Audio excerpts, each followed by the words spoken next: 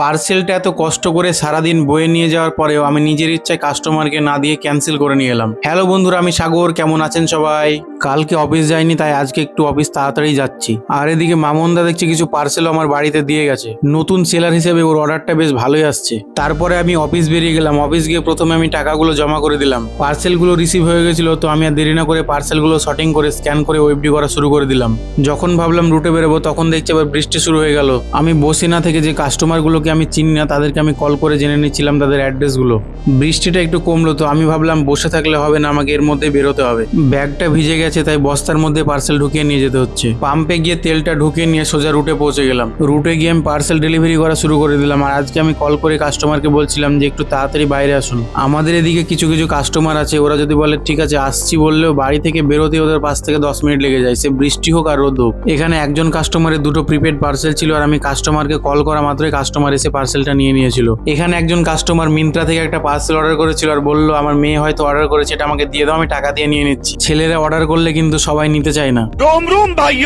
একজন কাস্টমারকে পার্সেল দিতে গেলাম, আর কাস্টমারের পার্সেলের দাম ছিল 203 টাকা। কাস্টমার বললো আমার কাছে 200 টাকা আছে, 3 টাকা নেই। তো আমি বললাম ঠিক আছে, কোনো ব্যাপার নেই, আপনি 200 টাকাই দিন আমাকে।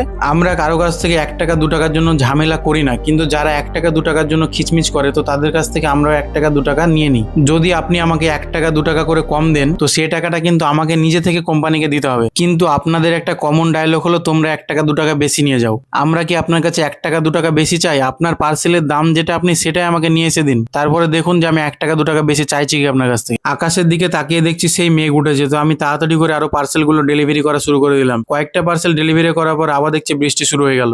বৃষ্টির মধ্যে বসে থাকতে থাকতে একজন কাস্টমারকে কল করলাম। কাস্টমার বললো আজকে আমি বাড়িতে নেই, পার্সেলটা তুমি কালকে দিও। আমি ওনাকে বললাম বৃষ্টিতে এত কষ্ট করে আপনার বাড়ির কাছে চলে এসেছি, আর পার্সেলটা আবার কালকে নিয়ে আসবো, আজকে একটু দেখুন, একটু ম্যানেজ করে নিয়ে নেন। তো কাস্টমার বললো ঠিক আছে, আমি তোমাকে অনলাইনে টাকা পে করে দিচ্ছি, তুমি একটা বাড়ি থেকে দিয়ে দাও। তো আমি ওনাকে গিয়ে পার্সেলটা ডেলিভার করে দিলাম।